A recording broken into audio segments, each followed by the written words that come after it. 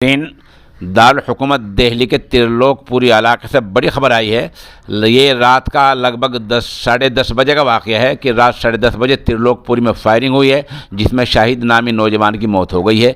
ये झगड़ा मामूली नोक झोंक से शुरू हुआ था, पहले पथराव हुआ, फिर फायरिंग हुई और ये 15-20 मिनट फायरिंग हुई। शाहिद को फौरी तौर पर अस्पताल ले जाया गया, जहाँ उसकी मौत हो गई है। ये दो ग्रुप हैं और इन दोनों में पुरानी रंजिश बताई जा रही है।